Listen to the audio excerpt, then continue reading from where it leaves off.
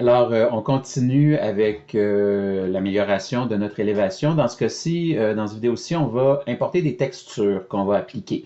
Donc, on va importer deux textures. La première, ça va être une texture de bardeau d'asphalte ici. Et la deuxième, ça va être une texture de béton. Alors, pour importer une texture, ce qu'il faut faire, c'est d'abord ouvrir le dossier de la texture. Alors, on s'en va ici dans Fichier, on va dans Ouvrir comme ça, et on va aller ici, j'ai mes textures, on va aller chercher les bardeaux. Alors, on commence par bardeau. Alors, ça vient ouvrir mes bardeaux ici. Je peux faire CTRL-A pour tout sélectionner, CTRL-C pour copier. Je retourne dans mon dossier d'élévation, ici, et je vais faire CTRL-V pour coller. Alors là, ma texture vient d'arriver. Je vais prendre le calque, qui s'appelle arrière-plan pour le moment. Je vais le positionner au-dessus de tout, et je vais le renommer, je vais l'appeler Bardeau, pour qu'on soit conscient de quoi on traite, de quoi il s'agit. Vous allez voir, c'est une bonne idée, comme dans SketchUp, c'est une bonne idée de nommer nos calques, parce qu'à un moment donné, il y en a beaucoup. Si je veux déplacer ma texture maintenant, le raccourci V me permet de faire des déplacements. Fait que je peux bouger ma texture et je peux aussi la réduire en termes de dimension. L'aplatir un peu, ce qui n'est pas une mauvaise idée parce que les bardeaux, on les voit avec un angle ici. Donc, d'aplatir un peu les bardeaux, ça correspond à la réalité. On va mettre tout de suite notre calque en mode produit pour voir qu'est-ce qu'on fait. Et on va aller positionner les bardeaux à leur endroit, à leur place. Je peux le positionner comme ça, puis je peux venir rajuster après ça avec mes flèches. Quand je tape sur mes flèches comme ça me permet vraiment de positionner avec plus de précision. Et ensuite de ça, je vais continuer à réduire un peu mon bardeau comme ça. Puis là, ben, je réalise que j'ai quand même pas mal de bardeaux. Je vais peut-être m'en venir ici comme ça serait peut-être plus réaliste. Sauf que là, ce qui se passe, c'est que je vais juste ressortir du mode produit. Je vais revenir en mode normal, juste pour qu'on puisse voir ce qu'on va faire. T'sais, ça serait pas mal une bonne échelle pour mes bardeaux. T'sais, surtout si je m'en viens ici, j'ai un bardeau complet. Fait qu'on va laisser ça comme ça. Et ensuite de ça, tout en étant sur le calque bardeau, on va faire une sélection ici et on va venir enlever la partie qui est de trop, comme ça. Alors, je sélectionne et je délite. Okay? Sauf que là, il m'en manque. Je pourrais étirer, mais mes bardeaux seraient beaucoup plus grands. Alors, ce que je vais faire, je vais venir ici sur mon calque bardeau. Je vais appuyer sur bouton de droite et je vais dupliquer mon calque. Alors, voilà. J'ai un deuxième calque qui s'appelle bardeau. Ensuite, ça, je reprends avec la fonction V, qui est le raccourci pour la flèche ici, et je vais déplacer le bardeau comme ça. Et je peux même venir l'ajuster pour qu'il y ait un match parfait ici. Et si je trouve que ce n'est pas optimal comme match, je pourrais tenter de le retourner. Donc, je m'en vais dans Organiser et je vais faire un retournement horizontal. Bon, là, ça me fait un miroir parfait. Je vais peut-être annuler. Je vais faire CTRL-Z avec ce que j'ai fait ici pour revenir à mon image de base comme ça. Donc ça, c'est pas si mal. Je pourrais aussi venir l'enligner par-dessus l'autre. Ça serait pas pire aussi comme ça. Et maintenant, ce que je vais faire, je vais, avec le bouton CTRL, sélectionner les deux bardeaux. Bouton de droite, je vais fusionner la sélection. Donc, je viens de retransformer ces deux bardeaux-là, ces deux calques-là en un seul calque. Je vais les mettre en mode produit. Et tout ce qui va me rester à faire, c'est de venir sélectionner ma zone ici. Évidemment, il faut que je sois sur bardeau et de l'éliminer. Vous voyez, si je me mets sur couleur, si je fais delete ici, je viens d'enlever dans le calque couleur. Donc, il faut que je sois vraiment sur le bon calque, bardeau, et je vais faire delete. Maintenant, encore une fois, je peux venir recolorer mes bardeaux. Donc, je m'en viens, je me mets sur bardeau, je viens chercher des réglages. Je vais voir avec recolorer ce que ça peut faire. Là, j'avais une sélection d'active. L'effet s'est fait sur la sélection, fait que je vais redéliter ici bardeau, mais je vais faire CTRL-D pour éteindre ma sélection. Je m'en viens ici et je fais recolorer ici, comme ça.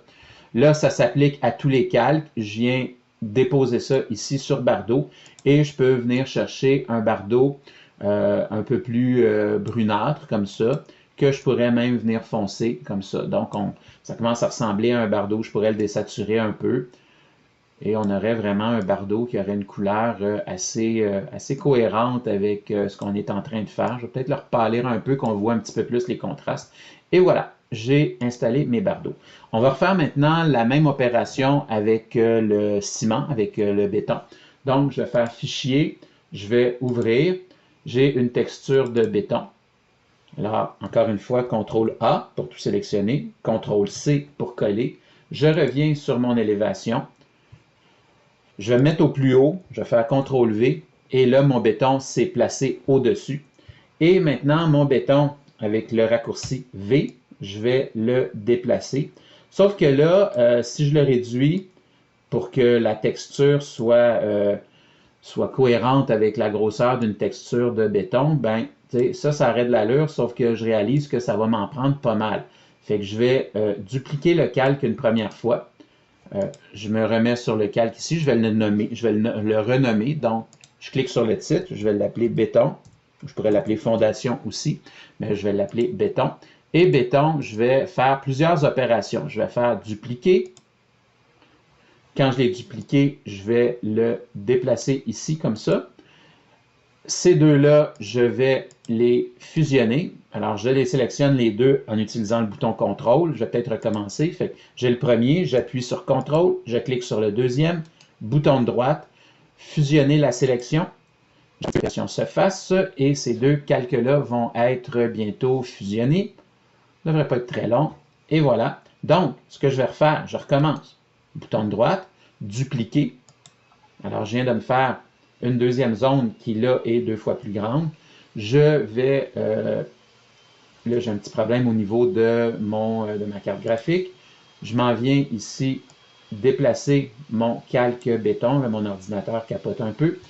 Je vais juste m'assurer que je suis au bon endroit. Et voilà, comme ça, j'ai dupliqué.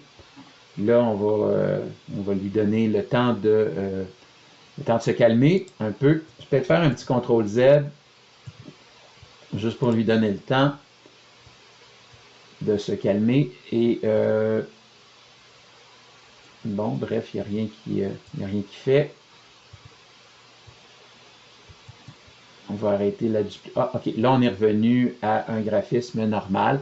Je vais...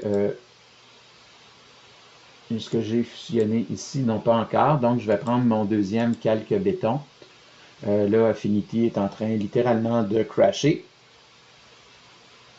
Donc, je vais arrêter ça et je vais recommencer. Bon, alors on reprend l'enregistrement. Mon portable s'est un peu calmé. Alors, on va refaire l'opération de fusionner ces deux calques-là. Donc, fusionner la sélection. Faire attention de ne pas fusionner tout ce qui est visible parce qu'on risque de fusionner tous nos calques. Et ce que je suis en train de faire, dans le fond, c'est que je vais dupliquer cette... Quoique là, rendu là, ici, je pourrais l'étirer. Ça n'a pas un trop gros effet sur mon béton, comme ça. Et voilà, je vais sortir du mode sélection. Je vais peut-être me mettre en mode produit ici pour voir qu'est-ce que ça donne si je mets tout ça en mode de produit. J'ai une belle transparence ici. Je vais encore dupliquer une deuxième fois pour faire faire le béton de l'autre côté. Donc, dupliquer et je vais déplacer ma sélection ici, comme ça. Elle, je vais la dupliquer une deuxième fois. Donc, ce calque-là, je vais le dupliquer. Encore une fois, je me place dessus ici, bouton de droite, dupliquer. Et je viens de le dupliquer. Et si je me rends jusqu'ici, bon, ça va être bien correct pour... je vais juste le tasser pour qu'on voit la petite ligne entre les deux. Comme ça. Est-ce qu'on voit encore la ligne? Ouais, on voit encore la ligne. Et là, ma carte graphique fait encore des siennes. Je vais prendre ces deux calques-là ici. Comme ça. Et je vais les fusionner. Fusionner la sélection. On va attendre. Ça se peut que ça prenne un petit peu de temps. Et quand la sélection va être fusionnée, je vais tout simplement pouvoir étirer mon béton jusqu'au bout ici. Je vais faire une petite pause, je vous reviens quand ça termine. Bon, alors comme c'est un peu laborieux, j'ai l'impression que c'est les effets recolorés qui sont peut-être un peu lourds, donc on va peut-être plus jouer avec les niveaux. Alors j'ai ici mon béton. Je vais tout simplement valider lequel est lequel. Ça, c'est celui de droite. Je pourrais les fusionner tantôt. Pour l'instant, ce que je vais faire, je vais me placer sur le béton ici. Je vais me faire une sélection pour éliminer le béton à l'intérieur de la fenêtre ici. Donc, je viens prendre un rectangle comme ça ici et j'appuie sur le bouton Delete et j'ai mon béton. Je vais les fusionner immédiatement. Si ça prend trop de temps, je vais faire une pause puis je vous reviendrai. Alors, je sélectionne les deux bétons ici. Je les fusionne parce que je veux pouvoir, après ça, interagir et que tout se fasse simultanément et non sur deux calques différents. Alors, encore une fois, fusionner la sélection. Et j'attends un petit peu. Est-ce que ça fonctionne? Alors, rendu à ce point, moi, je trouve qu'on a quand même... bon, il me manquerait un petit bout de béton ici. Mais sinon, on a quand même une élévation si on regarde de où on est parti. On est parti de ça ici comme ça. Fait que je pense que ça vient quand même lui donner un petit côté plus chaleureux, plus agréable pour notre client. Je vais tout de suite, compte tenu des problèmes qu'on a eu, vous montrer comment enregistrer et exporter. Donc, je vais commencer par faire fichier, enregistrer, et ça me crée un fichier Affinity. Okay? Fait que c'est comme si j'avais un fichier Photoshop, et je veux toujours enregistrer un fichier comme ça parce que je veux pouvoir retourner, réouvrir, avoir accès à tous mes réglages. Donc, première des choses, j'enregistre mon fichier Affinity. On sent qu'il est très gros parce que ça lui prend beaucoup de temps. Faudrait que je valide là, il est où le problème à cet effet-là. Et une fois qu'on va avoir enregistré, on va aussi recréer un PDF. On va lui donner un nouveau nom. Alors, je prends une pause et je vous reviens. Alors, une fois qu'on a enregistré, on va aussi exporter pour recréer un PDF, parce que ce qu'on veut présenter finalement, c'est des PDF. On veut faire un binder de PDF. Alors, je m'en viens ici dans Exporter. Et j'ai cette fenêtre-là qui ouvre. Je vais choisir PDF. Là, j'ai un paquet de choix. Je vais choisir PDF ici. Et je vais faire tout simplement Exporter. Et je vais peut-être, au lieu de élévation PDF, c'était mon premier. Alors, je pourrais l'appeler élévation couleur pour ne pas écraser mon fichier qui venait directement d'AutoCAD. Et je vais faire enregistrer ici. Et donc, une fois que j'ai fait mon exportation, je vais juste aller vous la montrer. Alors, on va ici dans mes documents. Elle est ici, élévation couleur PDF. Alors, vous voyez au niveau des contrastes, c'est un petit peu plus intense. Fait qu'il faut vraiment, tu sais, des fois valider, faire des petits allers-retours. On essaie, on regarde ce que donne le PDF. Si c'est un peu trop contrasté, on revient dans notre fichier Affinity, on rend ça un peu plus doux, mais dans l'ensemble, ce serait quand même un fichier qui est très acceptable. Alors, dans le prochain vidéo, je vais vous montrer comment ajouter des éléments comme des arbres et des personnages.